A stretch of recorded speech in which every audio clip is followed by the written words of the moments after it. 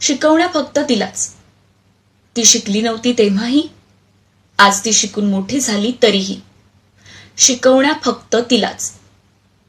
पदर पडू देऊ नकोस, मान वर करू नकोस, उंबरठ्याबाहेर जाऊ नकोस, चेहरा दाखवू नकोस, जास्त बोलू नकोस, मोठ्याने हसू नकोस, एकटी बाहेर जाऊ नकोस, जास्त वेळ बाहेर राहू नकोस, अंग प्रदर्शन करू नकोस, पुरुषांच्या भावना चाळवतील असे कपडे घालू नकोस.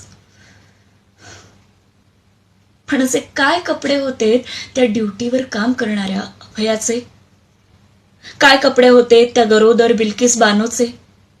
काय कपडे होते त्या 60 वर्षांच्या आजींचे? आणि काय कपडे होते त्या 3.5 वर्षांच्या चिमुरड्यांचे?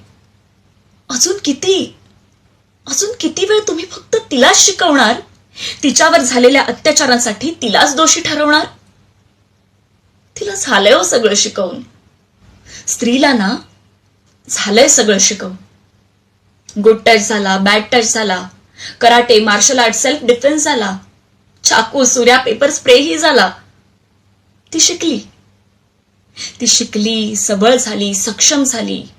पण तरीही निर्भयानंतर आज 12 वर्षांनी सुद्धा अभया जन्माला आली. का माहितीये?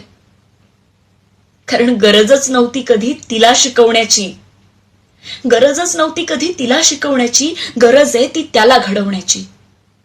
त्याला घडवण्याची, संस्कार करण्याची, नजर सुधारण्याची, दृष्टिकोन बदलण्याची, त्याही पेक्षा जास्त मानसिकता बदलण्याची.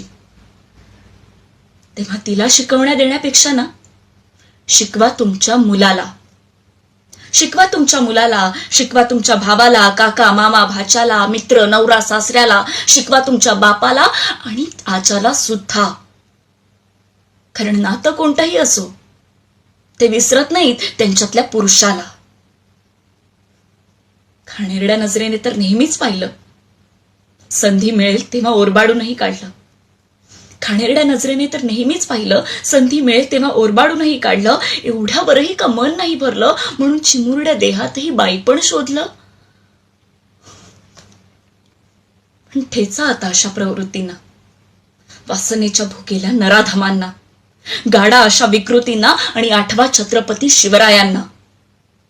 कारण बाईबद्दल जो वाकडा विचारही करतो, माझा राजा त्याचा चौरंगा करतो. पण चिमुरड्या देहाला जो भ्रष्ट करतो, आम्ही मात्र फक्त आंदोलन करतो.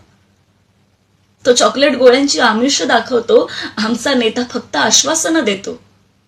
तो चारित्र्याचं तिच्या दहन करतो आणि आमचा देश फक्त मेणबत्त्या जाळतो. आता ना नकोयत कोणती आश्वासनं, नकोयत कोणत्या योजना.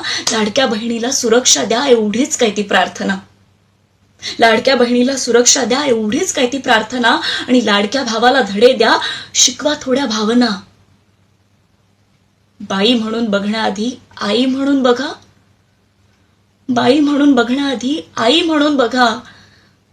पुरुष म्हणून जमत नसेल ना, तर थोडं माणूस बनून